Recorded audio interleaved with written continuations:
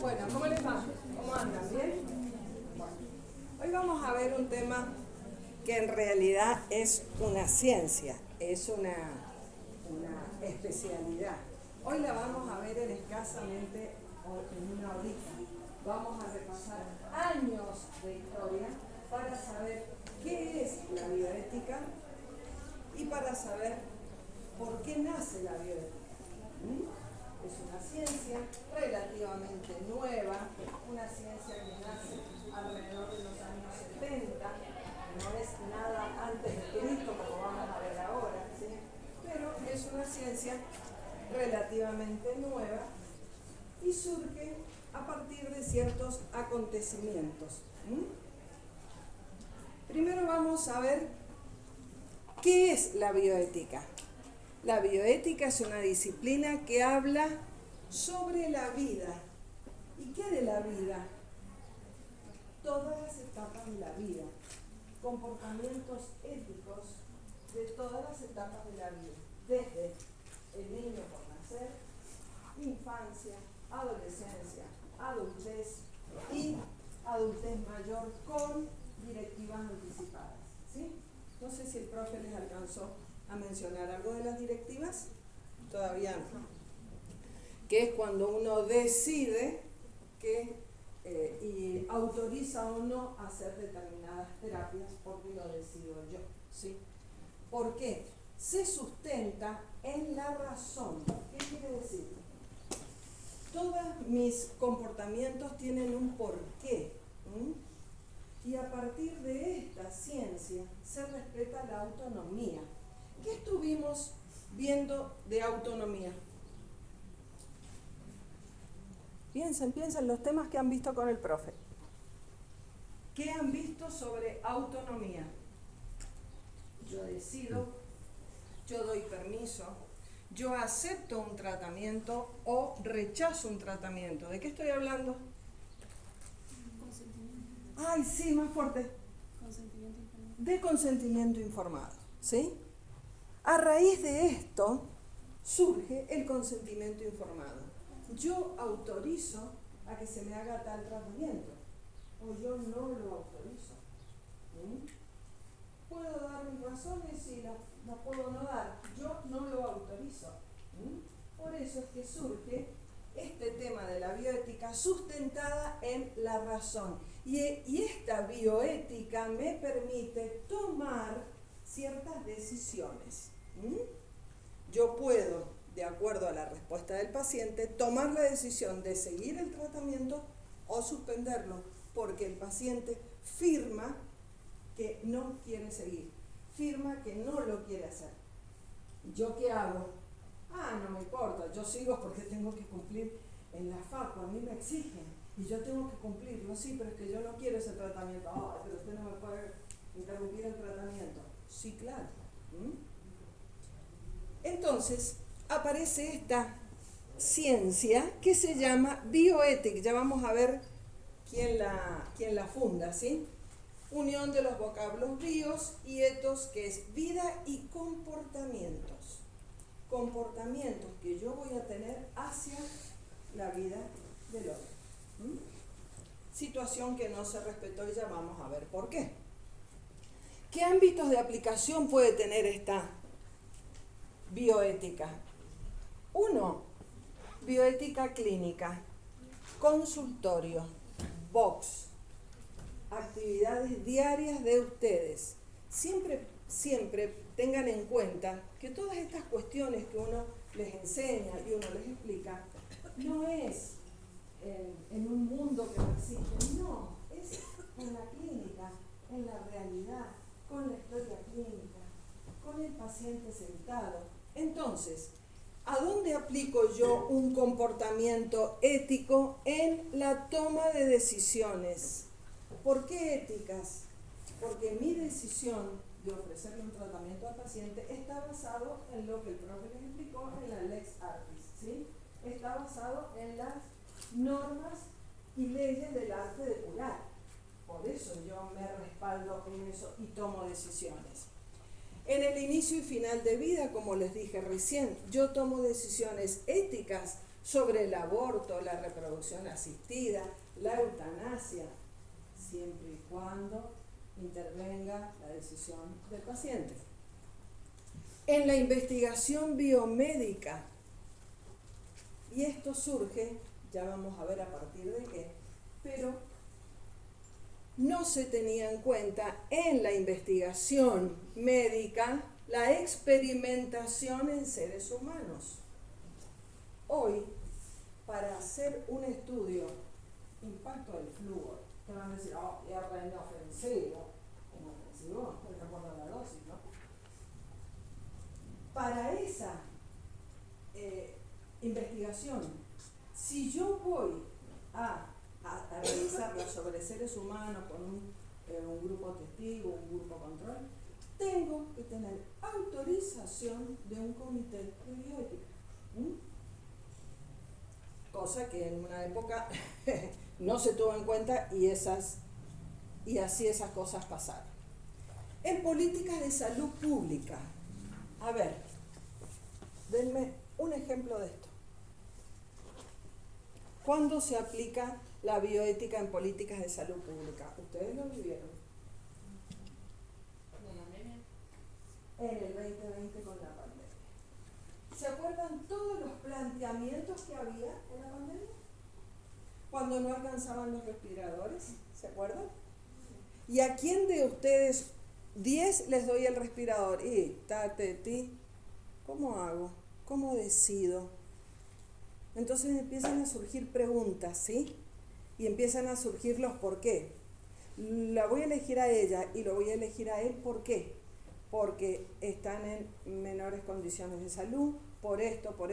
Tengo que tener tanto fundamento para decir por qué le voy a dar el respirador a ellos dos. ¿De acuerdo? Eso lo vivimos. Y uno que decía, oh, qué inhumano. Pero cuando no alcanza, uno que tiene que hacer, tiene que analizar todas las posibilidades para yo recién actuar y tener un comportamiento ético. Entonces, en políticas de salud pública, enfocada a esa justicia distributiva, uno de los principios de la bioética que lo vamos a ver enseguida, ¿sí?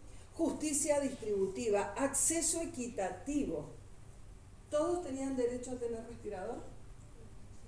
Y sí, pero no alcanzaban. Y ahí empiezan las preguntas. Bioética ambiental, por supuesto, relacionado con la naturaleza, calentamiento global y todas las organizaciones que se despiertan con respecto a esto, ¿sí? Biotecnología y neurociencias, ¿sí? Por la manipulación genética.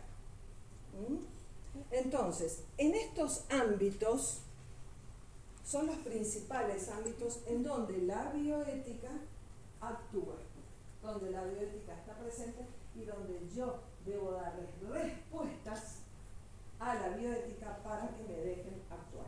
¿De acuerdo? Existen tipos de modelos en salud. No sé si los alcanzaron a ver, ustedes están en tercero, ¿alcanzaron a ver algo en preventiva con los modelos de salud? ¿Todavía no? Bueno, ya se los van a mencionar. En realidad existen estos dos modelos, un modelo tradicional que ya no está, ustedes no lo han vivido, yo sí porque soy más viejita que ustedes, pero yo lo he escuchado. Y el modelo actual. ¿Qué diferencia pueden haber entre los dos? Pensemos. Digan cualquier cosa, vamos. Algo les suena. A ver. Fíjense en este término. Modelo biomédico. El médico y la salud. ¿Sí? Nada más que enfermedad. Fíjense este término. Estoy hablando del título nada más, Razonen este término. Biopsicosocial. Oh, ya me agregaste muchas cosas. La biología, que es la enfermedad. La psicología, ¿qué tendrá que ver? ¿O no? En una época uno decía, ¿qué tendrá que ver? Hoy, pilar principal. Social, ¿qué tendrá que ver? enfermedad con la sociedad. ¿Qué tendrá que ver? Vimos cómo ya la bioética implica en el área de salud pública, ¿sí? Por lo tanto, estos dos modelos, el tradicional, ¿qué hacía? Asistía al individuo, nada más. Se centra en el estudio de la enfermedad, la persona íntegra, la persona con sus tres aspectos, con su cultura, no existía, era nada más que la enfermedad. Acciones en el paciente solamente en la dimensión biológica, solamente en enfermedad. Y acá, ¿por qué este modelo de atención no cumplía con los objetivos de la salud? Porque la relación médico-paciente, en realidad, esa relación no existía. Lo que decía el médico era palabra santa. ¿Esto lo han escuchado? Palabra santa. Yo me acuerdo que en la casa de mis abuelos tenían el médico cabecera de familia, ¿sí? Chicos, venía el médico y venía el Napoleón, venía. Eso ya me acuerdo porque ya era chiquita, venía el médico y era toda en la familia, ¡ay, llega el doctor! El doctor decía, a la abuela se le hace esto y nadie elegía a su niño, ¿sí? Hoy en día, mire, yo le voy a decir lo que me dijo la IA, yo le voy a decir lo que me dijo el chat, y yo leí esto, ¿sí? Que es la realidad que ustedes les toca. Entonces, este modelo, había participación del paciente y de la familia, no, porque venía Napoleón, ¿sí? Eso ya no existe. Hoy, este modelo biopsicosocial, dijimos que está enfatizado en el servicio de la salud, salud pública. Se centra en la enfermedad, la familia, la comunidad. Fíjense cómo ya amplía un poquito el espectro, no es solo la enfermedad. Acciones integradas entre la biología, la psicología y los factores sociales. Hoy en día el bullying, ustedes lo escuchan, es causa de suicidio de adolescentes, ¿sí? Ustedes dicen, pero si estaba realizando, ¿qué tiene que estar? No estaba bien. Lo estaban acosando, lo estaban atacando y se mató. ¿Qué pasó con una nena hace poco? Lo han escuchado, ¿no? Fomento de la autonomía. Este modelo, ¿qué quiere decir? Autonomía, respeta la toma de decisiones. ¿De qué estoy hablando? Del consentimiento. Rehabilitación y reinserción social. Trastornos mentales y situaciones de vulnerabilidad. Tengo una hermana psicóloga que trabaja en el Hospital Pereira. Yo siempre me dice, nada de qué asco los dientes. Digo, ay, lo tuyo es de lo mejor. Las situaciones que me cuentan de lo que padece ella de la reinserción de las personas que tienen alteraciones mentales, ¿sí? Lo difícil que es reinsertarlo, digo, por Dios, estamos en el 2026, es difícil, ¿sí? Estuvo internado en el hospital de la vida. Oh, chicos, no digamos nada porque mañana podemos ser cualquiera de nosotros, ¿sí? Entonces, la reinserción en la sociedad cuesta. ¿Por qué? Y porque seguimos siendo prejuiciosos. Bienestar emocional y apoyo, contención de la familia, red social. Alguien se enferma en la familia. Siempre uno dice que hay un integrante de la familia que se enferma y se enferman todos. Y sí, así sea psicológicamente o así sea funcionalmente, ¿sí? Adaptación cultural. Es muy importante que ustedes respeten las costumbres del paciente. Ojo, no le van a respetar, no me higienizo, ¿por qué? Porque eso me da la gana. No, vos decís, como voy a tener que trabajar de a poquito para que mis tratamientos tengan buen fin, ¿sí? Entonces, a ese paciente, en ese aspecto, porque, qué sé yo, porque si yo me lavo los dientes, los planetas, vaya a saber lo que piensa. Entonces uno dice, bueno, lo tengo que educar.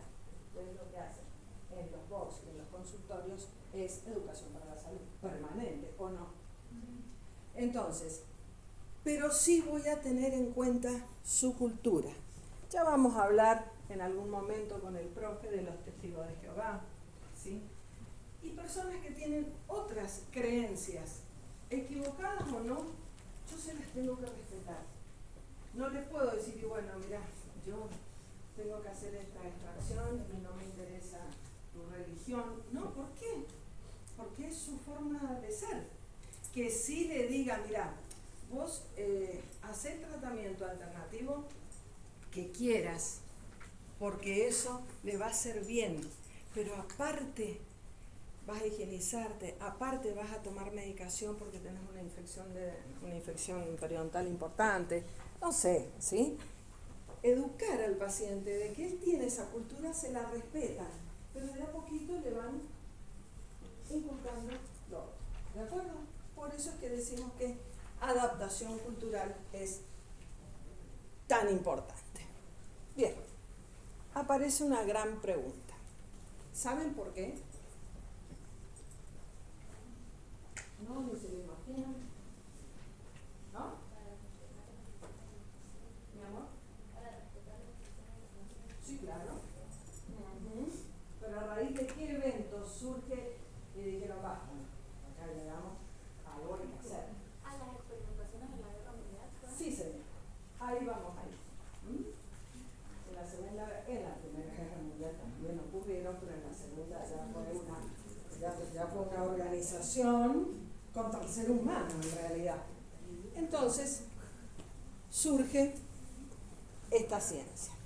Ustedes van a decir, profe, ¿me tengo que aprender todo esto? ¿Yo qué les voy a contestar? Sí. Pero miren que son errores en los exámenes. A ver, ustedes van a decir, ¿es necesario esto? Es necesario porque esto te explica desde el 1750 a.C. hasta hoy todo el transcurso que tuvo la bioética y lo que hoy se debe hacer. Lo que esta facultad de odontología debe hacer ante las investigaciones en seres humanos. Para que ustedes vean que no es todo, en el éter está. No, está acá, en esta facultad. Ustedes pueden participar como alumnos de cualquier trabajo de investigación y lo primero que van a preguntar es sobre seres humanos. Pero es una aplicación de flúor nada más, ¿qué le va a hacer? No me importa. ¿Es un ser humano, sí o no? Listo. Entonces tiene que respetar esto. Tiene que pasar por un comité de bioética que existe en la facultad, tiene que ser aprobado para respetar a la persona, porque en ese trabajo de investigación no debe haber riesgo de muerte, no debe haber secuela, no debe... Te van a decir, bueno, pero es el flúor. ¿Y si se me fue la mano en la dosis? Ojo, Entonces, profe, ¿me tengo que saber todo esto? Sí. Ahora, si yo les pregunto, grafique una línea del tiempo con respecto al surgimiento de la bioética, ustedes van a poner esto, ¿sí? Normalmente no es tan completo, pero no importa, yo los quiero igual. Entonces, van a hacer toda esta secuencia. Ay, profe, en vez de poner el 32 puse el 30, no hay problema. Profe, en vez de poner el 47, en vez de poner el 70, puse el 73, no importa. Pero en vez de poner el 70, me pusiste el 40. Porque en el 40 pasaron otras cosas, ¿de acuerdo? Es para que ustedes entiendan el hilo histórico de la bioética, ¿de acuerdo? Entonces, ¿fechas precisas? No, tampoco, ¿sí? Tengo un margen cortito. Si les pido una línea del tiempo, tienen que dibujar esto. Esto es una línea del tiempo. En la línea del tiempo, ¿qué marcamos? Fechas y acontecimientos, ¿sí? Distinto es que yo les diga, enumere los acontecimientos que pasaron. Bueno, pasaron todos estos. ¿Se dan cuenta de la diferencia? Porque tuvieron muchos errores con esto de línea del tiempo. Quiero que entiendan que la línea del tiempo es un gráfico que marca fechas y acontecimientos. ¿De acuerdo? Vamos a hacer un breve repaso de esto.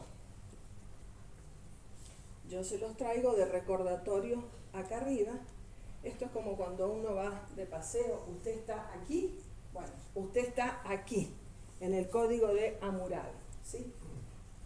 ¿Por qué me trae a colación el código Hammurabi si yo tengo que capturar una clase 2? ¿Qué tiene que ver? El código de Hammurabi fue en realidad el primer antiguo código de leyes del mundo. Fíjense la fecha, 1750 años antes de Cristo. Ahí se empezaron a dar cuenta, y somos muchos, nos vamos a tener que organizar, porque somos muchos, y empezaron a surgir estas leyes que lo hizo el rey de Babilonia, por supuesto escritas en piedra, ¿no? Son las primeras normas de convivencia, este código. Decía que la sociedad estaba dividida en hombres libres, siervos, esclavos. Esto lo hemos visto en las películas, ¿sí? Los precios dependían de muchos factores. Por supuesto que era el trueque, ¿no? Pero ya existía esa justicia distributiva. Empezó a nacer esa justicia. Que los trabajadores eran responsables de sus actos. Parece que había que escribirlo. A nosotros hoy nos parece tan lógico, bueno, pero fíjense los años, ¿no? Existen tribunales que imparten justicia, existe una escala de penas, el código se basa en la ley del talión, ojo por ojo, diente por diente.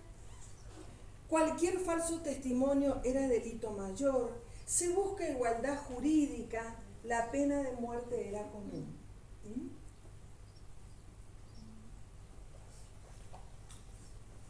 Segundo acontecimiento, 500 años antes de Cristo, 460. ¿Quién aparece?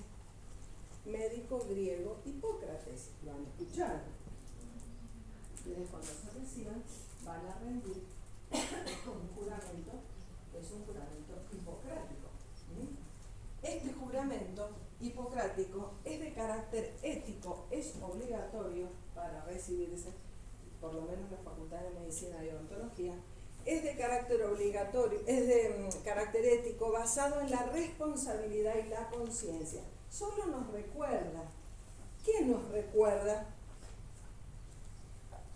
que estoy recibiéndome y ejerciendo una futura profesión para el servicio de la comunidad?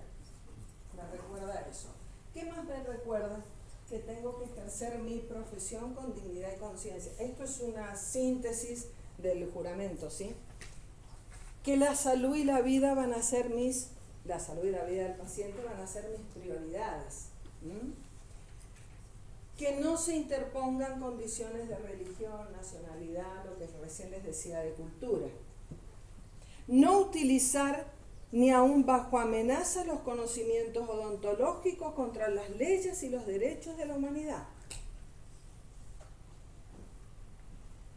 Respetar el secreto. ¿Se acuerdan que les pasaba hablamos del secreto? Respetar el secreto. Respetar la vida humana. Al tratar a los colegas como hermanos.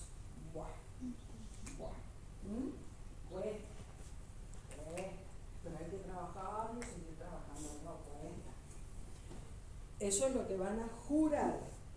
Respetar a sus maestros, honor a las nobles tradiciones de la profesión.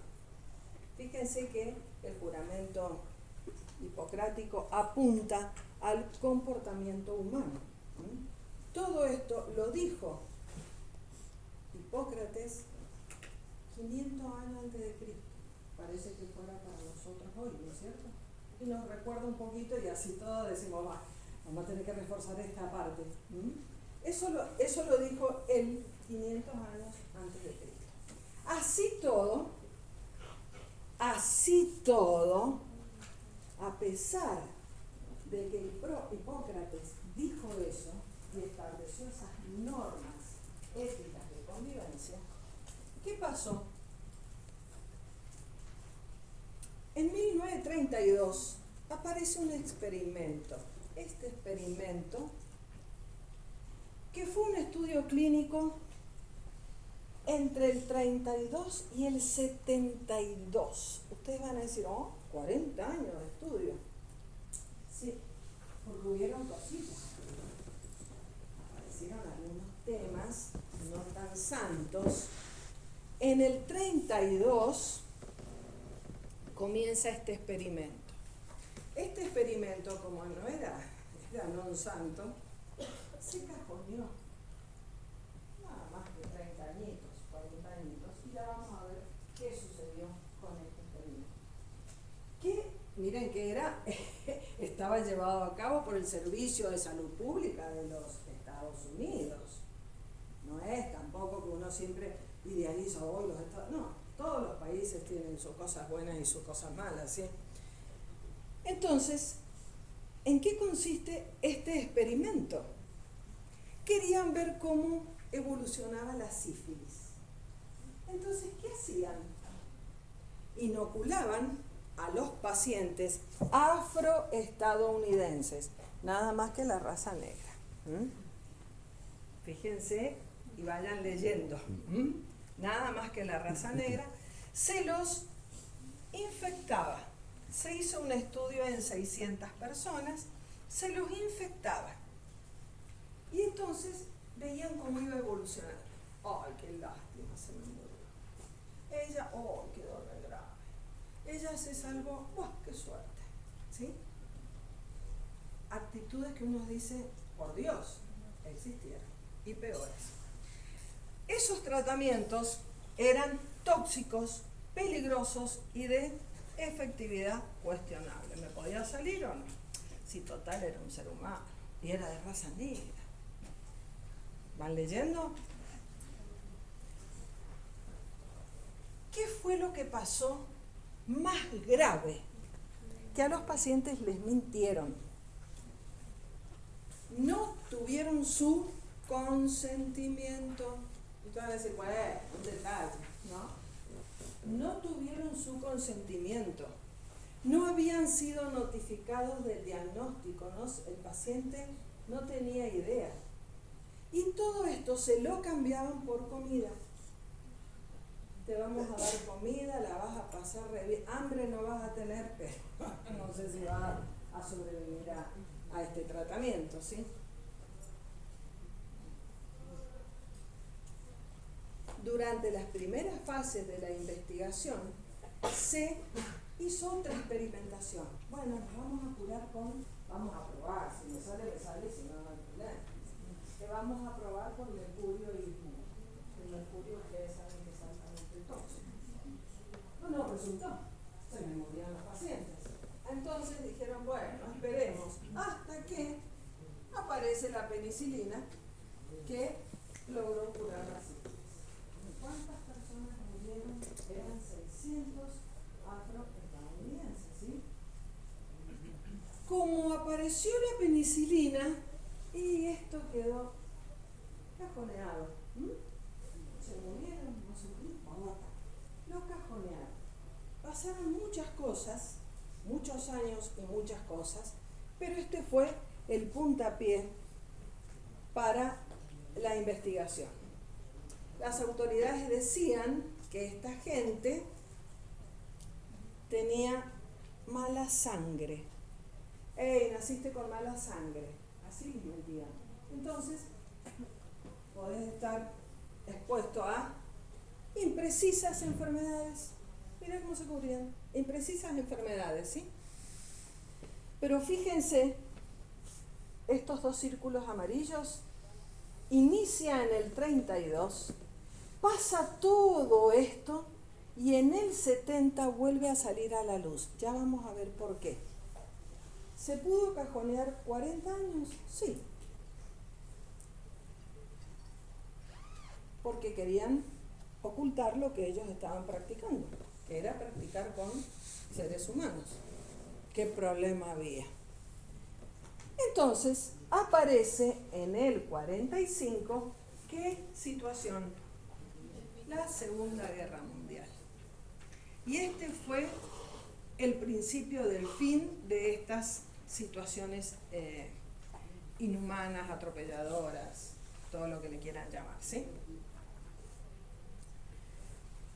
En esta Segunda Guerra Mundial se descubren experimentos médicos en seres humanos, como dijeron al principio, ¿sí? Aparecen esos experimentos médicos que fueron varios, solo les traigo a colación de algunos. Por ejemplo, investigaban con armas biológicas sobre humanos vivos, ¿sí? Experimentaban con gemelos, gitanos, para determinar cómo las distintas razas podían superar enfermedades contagiosas. Unos se me morían, otros no. Yo quería ver qué resistencia tenían las distintas razas, siempre con humanos.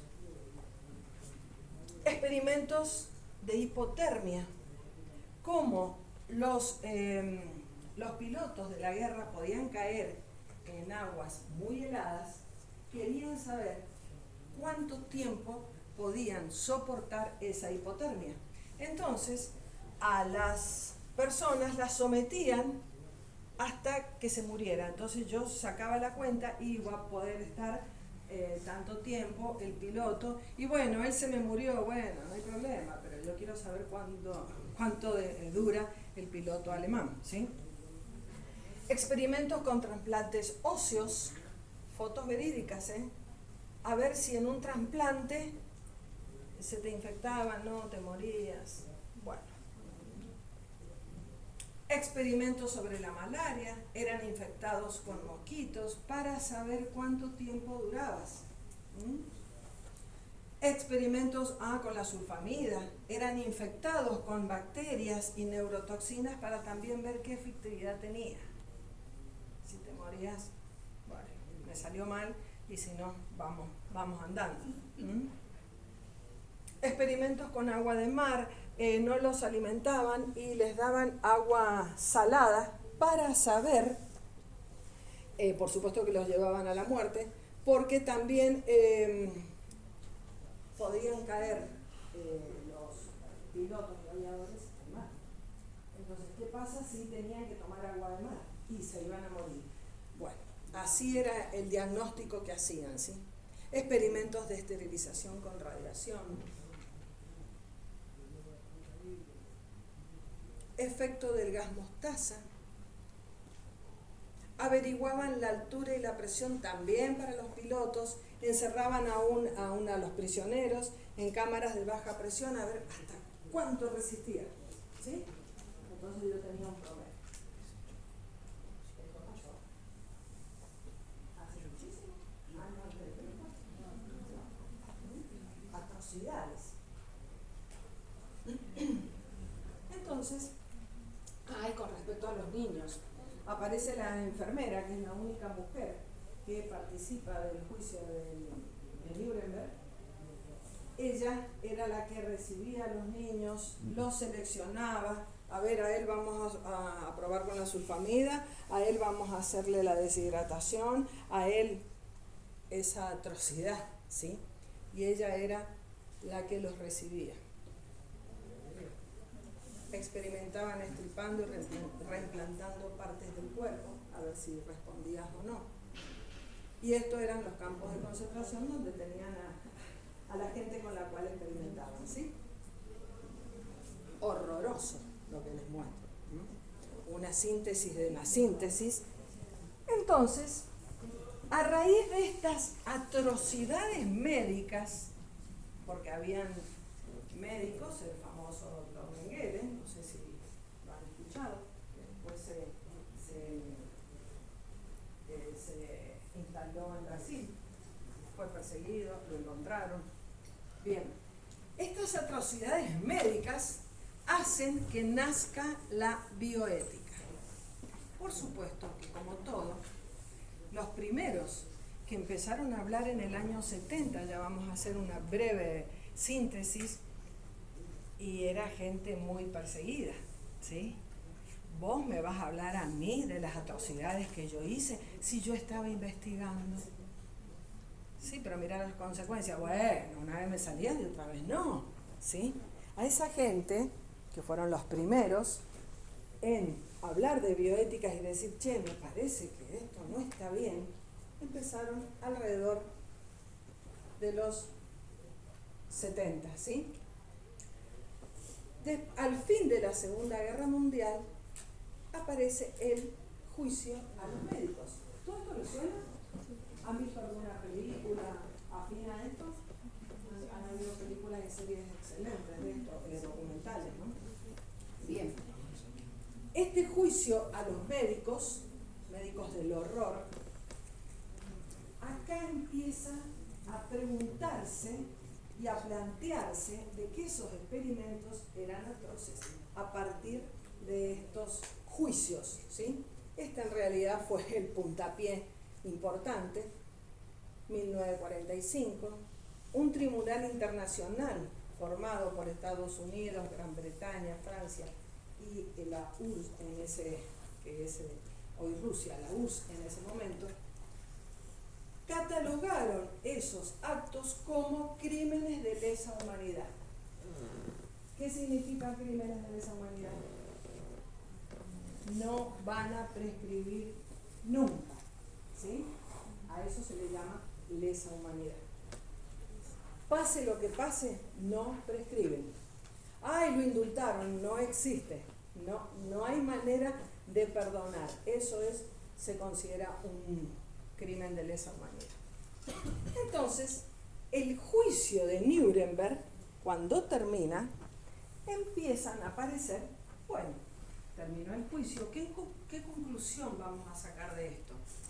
Y aparecen los códigos, o llámenle referentes internacionales, documentación internacional, que hace que reflexionemos sobre aquello, sobre las atrocidades, pero que empiecen a quedar escritas en documentos internacionales. Hoy en día, un trabajo de investigación sobre seres humanos, les van a preguntar sobre qué documento se va a basar, ¿sí? Si es en la Carta de Lisboa, si es en el código de Nuremberg, si es en la Declaración de Helsinki. Uno tiene que poner sobre qué documentación ética me voy a basar. Pero van a ver que todos estos documentos que aparecen siguen 4 ejes, que son los 4 principios de la bioética, que ya los vemos, ¿sí? Todos van a compartir, con unas palabras más, unas palabras menos, pero comparten estos 4 principios que enseguida vemos. Este código de Nuremberg, fíjense en el año que nace, es el primer código internacional para la investigación con seres humanos, en el 47, muy poquito después de la guerra. Su premisa era primum non nocere. ¿Qué quiere decir? Miren, lo primero, no hacer daño. ¿No les parece obvio? ¿Cómo? ¿No vale? ¿Cómo? Hoy les digo, chicos, pero lo primero, no hacer daño. Y sí, pero, ¿no es cierto? Tuvieron que escribirlo, tuvieron que marcarlo, tuvieron que ponerle un nombre de código. ¿Para qué? Para que no hicieran daño, para que yo al paciente no le haga daño. Fue uno de los códigos principales para la experimentación en seres humanos. Este código fue en realidad el puntapié para el resto de los que aparecieron. Código de Nuremberg. Usted me va a decir, ay, me tengo que saber todo esto. Mira, con que me digas que respetas los 4 principios de la bioética, me los nombres o me des ejemplos, es suficiente, porque todos se sustentan en esto, ¿sí? Por ejemplo, consentimiento voluntario, uno de los principios de la bioética, autonomía, ¿sí? Que los resultados sean para el bien de la sociedad, otro de los principios. Primero el bien. Experimentación previa con animales. Acá empieza, bueno, hoy en día está ya multado, ¿sí? El tratamiento experimental con animales. Yo me acuerdo que cuando yo cursaba en la Facultad de Ciencias Médicas estaba la perrera. La perrera, nos hacían hacer trabajos prácticos con ratas, con sapos. Los matábamos, chicos, ¿sí? Porque había que hacer una incisión. Yo me acuerdo de esto, y no hace muchísimo, harán 30 años, eso lo hacíamos y estaba reautorizado. Hoy en día no corresponde, ¿o no?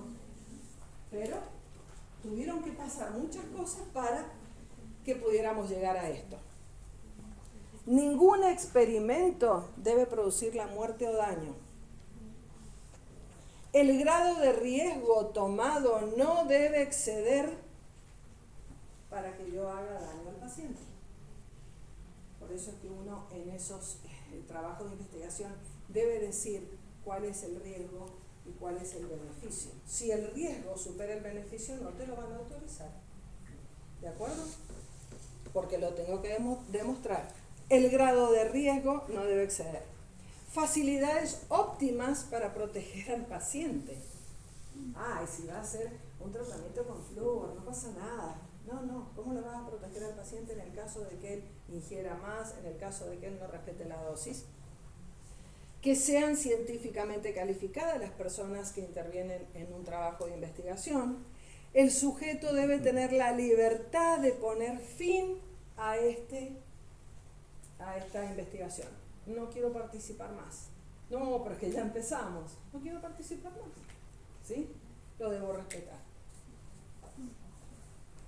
El experimento científico debe estar preparado para ser interrumpido en cualquier momento. Yo solo tengo que prever. ¿Les he dicho algo raro que diga el código? No.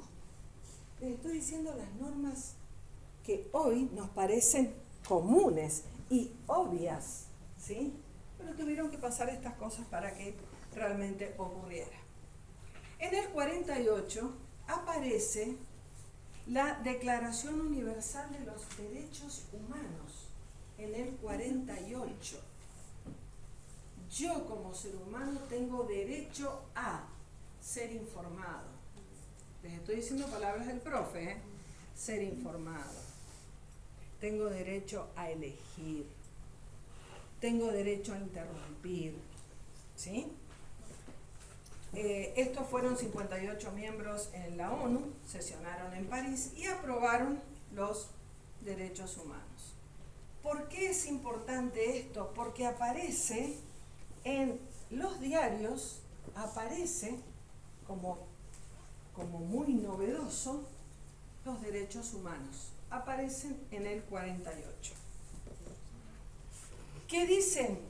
Si uno lee los derechos humanos, ¿qué dicen? Van a ser basados en lo mismo. Fíjense, tienen como 30 artículos y cada uno de ellos dice más o menos lo mismo, con más o menos palabras, ¿sí? Todos los artículos. Se los traigo para que vean que todos esos artículos, los 30 artículos fueron publicados para que todo el mundo se enterara de lo que pasó en esa convención. ¿Y a qué conclusión llegaron? A la misma, entre paréntesis, entre comillas, a la misma del Código de Nuremberg. Y sí, todo va a rondar en esos 4 principios. Entre el 24 y el 48, Primera Guerra Mundial, Segunda Guerra Mundial, luego de la Primera Guerra Mundial, que fue entre el 14 y el 18, aparece ella, que es una activista social británica que funda Salven a los Niños. ¿Les suena esto? Salven a los niños de la guerra. ¿Por qué? Porque a los papás los mataban y eran niños que quedaban solos. Entonces ella crea esa fundación para cuidar a esos chicos huérfanos. Eso ocurre en el 24, en donde en ese texto aparecen todos los derechos del niño. Esto ocurre en el 24 y es llevado a la primera Asamblea General en Ginebra, en el 24. Y en la segunda Asamblea General, en el 48, se toman los dichos de ella. ¿Para qué? Para fundar la primera declaración, en la segunda los contenidos de la primera declaración se llevan para actualizarlos en el 48. Y aparece la Fundación Salven los Niños. En el 59 la ONU declara los derechos del niño. Y en el 46, 48 nace UNICEF. Son todas organizaciones que defienden ¿qué? Los derechos del niño. Porque quedaban niños huérfanos. Por eso, el Día del Niño se festeja en el 28 en Bulgaria, después de la Declaración de Ginebra. ¿Por qué? Porque alguien pensó que quedaban muchos niños solos. ¿Quién cuidaba a esos niños? Esa fundación. Por lo tanto, la declaración, sintetizada en esto, tiene derecho a ser un niño, a tener cuidados especiales, a crecer en libertad, a una identidad, a la salud, a una familia, a no ser discriminado, a protección y socorro, a no ser abandonado ni maltratado, a una buena educación. ¿Ustedes todavía no cursan odontopediatría? No, del año que viene. Muchas veces, y los profes van a hacer alguna referencia al maltrato infantil, que nosotros como odontólogos podemos identificarlo. No solo con los niños, sino con los adultos, ¿sí? Porque ustedes van a en algún momento, a mí me ha pasado, en algún momento decir, ¡uy, qué golpazo! Y después decir, ¡oh, qué golpazo me recibió! Entonces, y con los niños, igual. Y el niño no va a hablar, porque el niño tiene miedo. Pero la relación que logra el odontólogo con el paciente es de tan buena onda que muchas veces escuchamos, vemos cosas que no deben ocurrir. Bien, miren por dónde estamos. 1962, miren por dónde estamos. ¿Ven todos los sucesos importantes que han pasado? Aparece el comité de Seattle. ¿Qué pasa con ese comité? Le llamaron los jueces de la muerte. ¿Por qué? Porque tenían que resolver algo que nos pasó en la pandemia. ¿Qué tenían que resolver? Habían aparatos limitados de diálisis. Una de las primeras situaciones que aparecen. A nosotros nos pasó con los respiradores. En este caso, en el 62, aparece que no quedan aparatos de diálisis y voy a tener que empezar a elegir. Por eso los llamaron el jurado de la muerte. Tengo que elegir. ¿Y cómo elijo? Entonces empezaron a estudiar probabilidades, vulnerabilidades para terminar de elegir. Pero el que no recibía diálisis corría riesgo de muerte. Entonces, ¿cómo hago? ¿A quién elijo? Lo mismo que nos pasó en el 2020. ¿Por qué les traigo esto? Para que ustedes vean que desde el 20 al 60 los comités de bioética también tuvieron su crecimiento y su intervención y empezaron a aparecer en distintos países. Estados Unidos, Alemania, varios países ya hablaban del aborto terapéutico. Estados Unidos, hasta que en Seattle aparece el primer comité con su centro de hemodiálisis. Para que ustedes vean que todo lo que nos pasa también tuvimos un porqué y una historia previa, ¿sí? En el 64 aparece la Declaración de Helsinki, que es lo que les mencionaba recién, que hoy, 2026, uno tiene que decir sobre qué código me respaldo. Es un documento internacional que regula la investigación en seres humanos. Declaración de Helsinki en el 64. ¿Qué decía?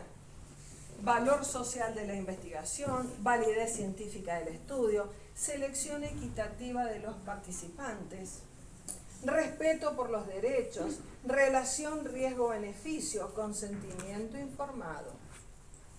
Ven que todos rondan en los mismos temas, pero no dejaban de ser documentos y declaraciones, ¿sí? Investigación seres humanos. Debía este documento respetar normas éticas, hacer un protocolo y evaluado por un comité de ética. Ya eran normas, más que normas, eran consejos que después terminaron de normalizarse, ¿sí?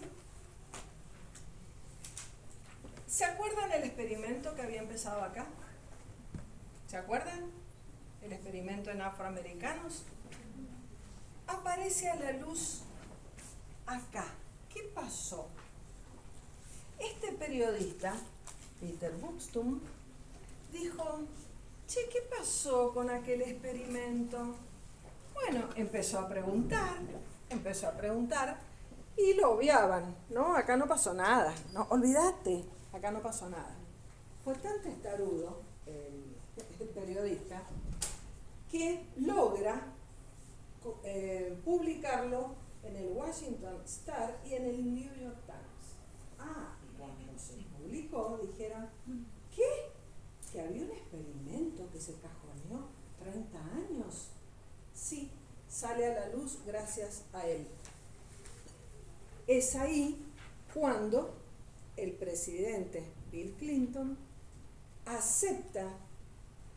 pide disculpas de aquel experimento, porque era, acuérdense, salud pública de los Estados Unidos, ¿no es cierto? Bien. 5 de los 8 supervivientes se presentaron en la Casa Blanca, y esta foto, que es icónica, cuando él le pide a Mr. Shaw, uno de los sobrevivientes de este experimento, le pide disculpas públicas por haber sido sometido ¿a qué? A un tratamiento mintiéndoles sin consentimiento, y bueno, fíjense lo que se salvaron. Esto fue en el 97. Bien, entonces, fíjense que en el 70 aparecen estos personajes cruciales en la historia de los derechos humanos y de la bioética. Cruciales. Y eran personas que se bancaron cualquiera, porque eran loquitos que venían a plantearme a mí que tengo que respetar en un trabajo de investigación, que tengo que respetar, que tengo que preguntar, que tengo que aceptar la decisión del otro. Bueno, ellos se encargaron de escribir, de publicar y de hacer presente la bioética. ¿A partir de cuándo? A partir del año 70. Fritz Haag muere en el 53, es el primero que crea el término bioética en 1926. Fíjense que ellos escribían de hacía mucho tiempo, pero era gente que no era escuchada. También Potter muere en el 2001. Él plantea que hay un puente entre las ciencias y la humanidad. Vos decís, pero más vale. No, lo plantea. Gente muy perseguida en su momento. Ellos dos, Callaghan y Geiling, uno muere en el 19, otro en el 22, fíjense que son bien contemporáneos. También uno es un filósofo, el otro es un médico, hablando de el respeto al paciente, a los pacientes. Y crean el Instituto de Bioética más prestigioso del mundo. En el 71, Hellers dice que una persona es el puente entre la medicina, la filosofía y la ética. Fíjense cómo el término médico en los modelos que yo les mencioné al principio se va ampliando. Ya no es la enfermedad, ya es la filosofía, ya es la ética, es la cultura, son los medios de vida, etc. Este es el instituto de ética más grandes y antiguos del mundo. Kennedy fue uno de los que lo auspició. El informe Belmont, otro documento que aparece en el 74, y este informe Belmont también son documentos relacionados con los criterios para la integridad en la investigación y salvaguardar a las personas. Este informe Belmont aplica principios éticos, protección de seres humanos. Respeto, beneficencia y justicia. Estamos muy cerca de los principios de la bioética. Ética, voluntad, equidad, asesoría, voluntad y criterio médico, ¿sí? Cuando uno hace una comparación del Código de Nuremberg, Declaración de Helsinki, informe de Belmont, si uno lo lee, todos tienen parámetros parecidos. Respetar la autonomía, la justicia equitativa para todos, no hacer daño, hacer el bien. Yo se lo sintetizo, pero para que ustedes vean que estas declaraciones y documentos tienen un mismo hilo conductor. Aparece un caso en el 75, ustedes no se van a acordar, porque yo era adolescente, yo me acordé de este caso. En el 75, los papás de esta niña piden retirar el respirador de ella porque estaba en estado vegetativo. Tuvo como 15 años, una cosa así, en estado vegetativo. Los papás quieren retirarle el respirador. Por supuesto que la corte autoriza la decisión de los padres, ¿sí? Fue muy renombrado como diciendo, ¿cómo la mataron? A partir de esto, de esta decisión de los papás de decir, basta con este tratamiento, porque no, lo único que hacemos es hacerla sufrir más, basta con este tratamiento, es un antes y un después de la ética médica, ¿sí?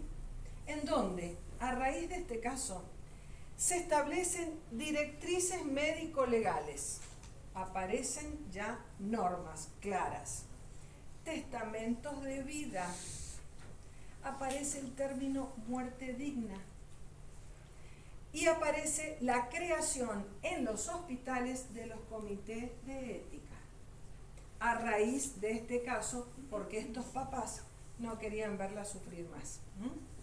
El otro caso fue muy renombrado en el 82 de este pequeño con síndrome de Down. Los papás no querían intervenirlo, ¿sí?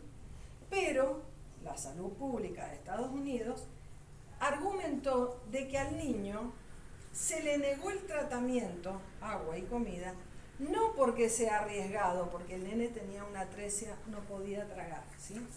Pero la justicia dictaminó que no era para salvar al niño, sino porque el niño tenía retraso mental y los papás querían cortar el tratamiento.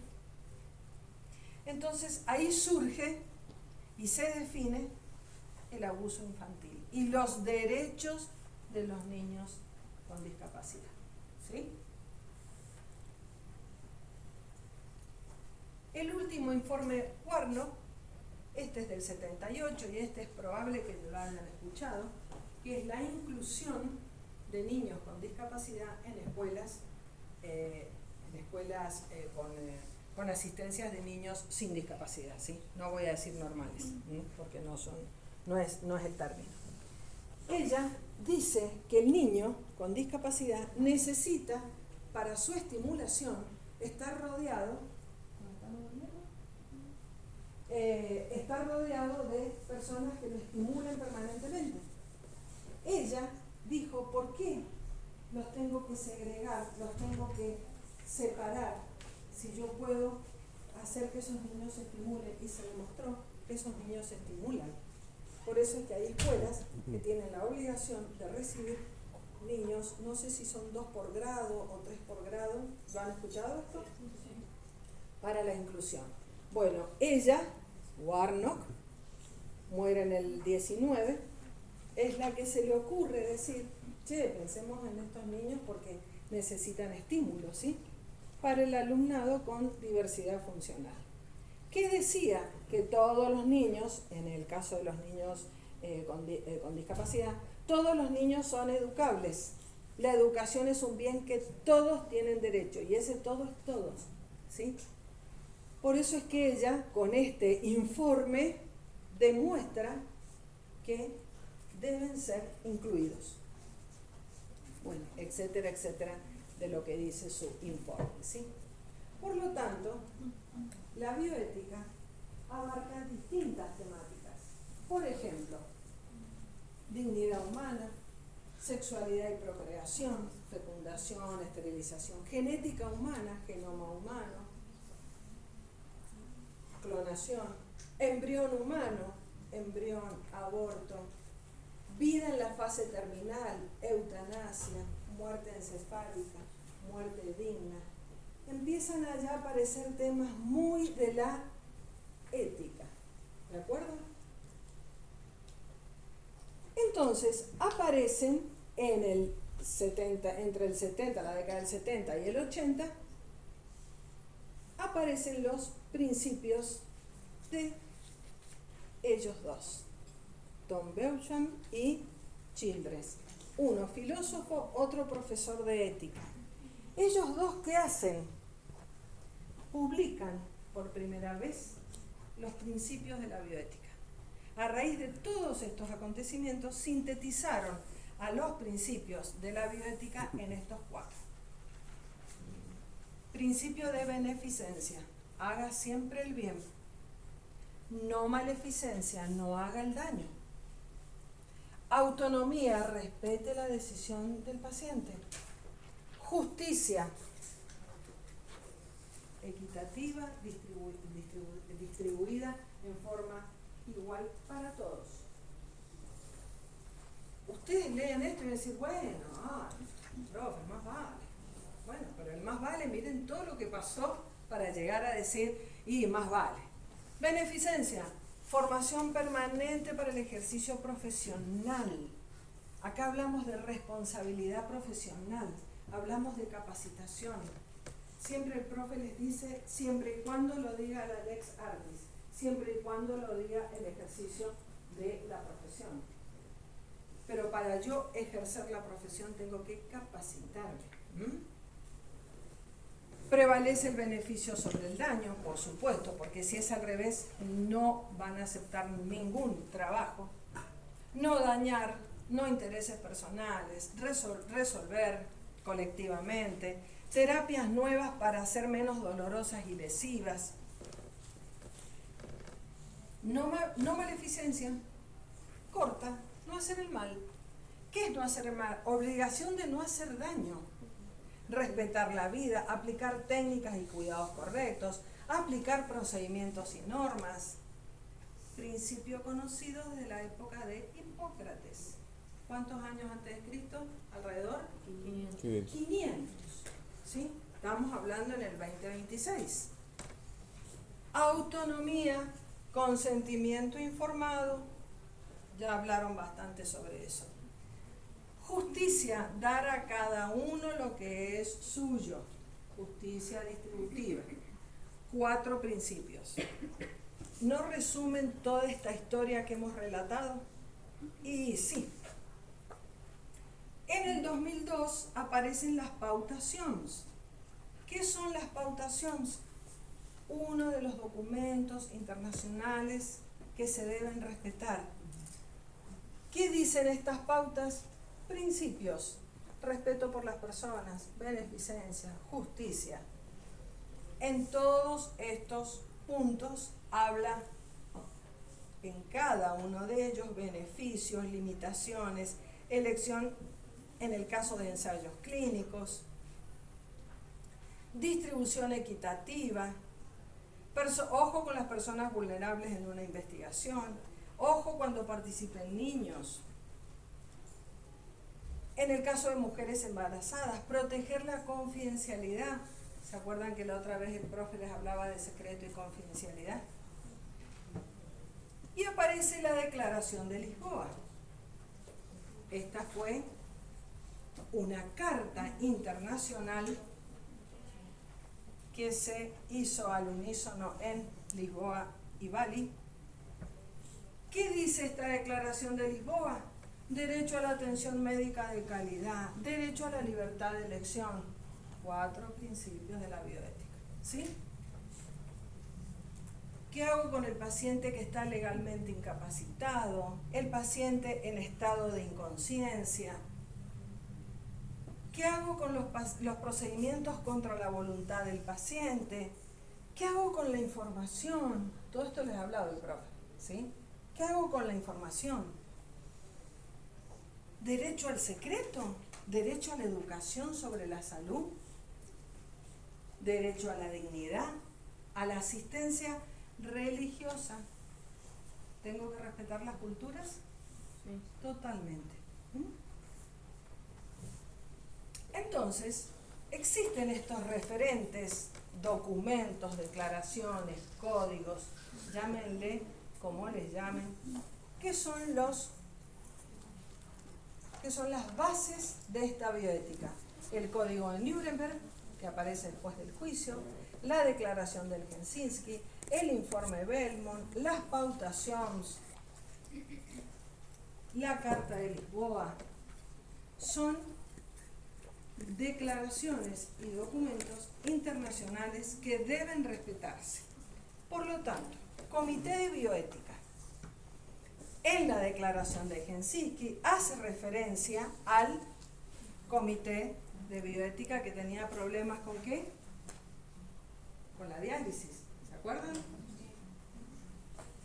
Esos comités de bioética son espacios de reflexión, son democráticos, son laicos, son pluriculturales, abordan la ética, son comités de calidad para mejorar los resultados de las investigaciones, ¿sí? ¿Quién puede participar? Se nombran, ya vamos a ver, tienen que participar de distintas especialidades, pueden haber religiosos presentes. Comités de bioética y sus funciones: consultiva, uno los puede consultar para ayudar a un dictamen que los oriente; educativa, para la comunidad en general; y normativa, porque usa protocolos. Ya habíamos dicho en uno de los informes de Helsinki que debían utilizarse protocolos, ¿sí? ¿Qué características prevalece? El razonamiento, la deliberación. Yo puedo debo deliberar libremente, respuestas prudentes, sin verdades absolutas. No, lo que yo digo es lo que se hace. Respeto por las creencias, participativo. Eso, así deben ser los comités. Existen 4 tipos de comités: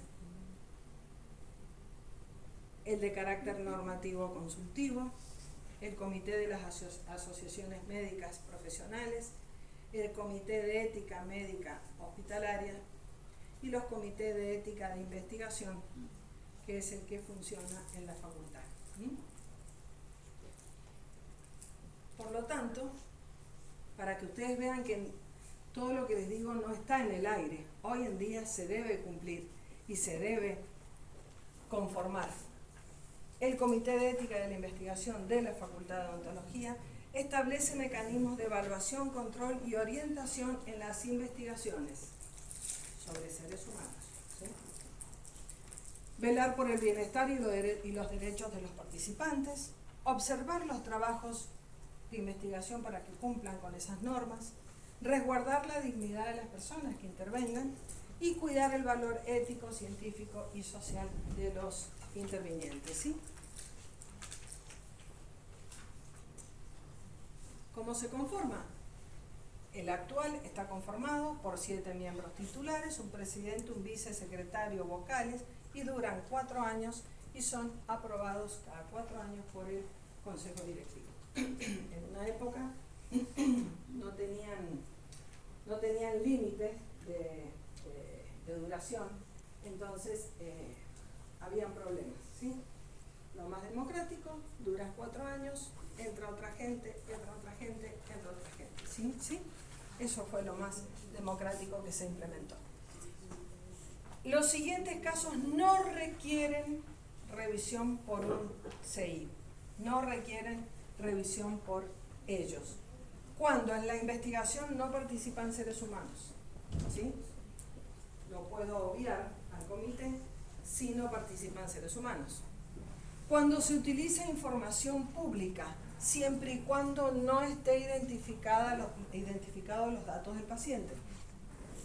Si yo quiero hacer una investigación de cuántos pacientes se atendieron entre tal año y qué resultados tuvieron, yo puedo acceder a las historias clínicas siempre y cuando no publique el nombre de los pacientes. Yo hablé de números nada más, ¿de acuerdo? No con nombres.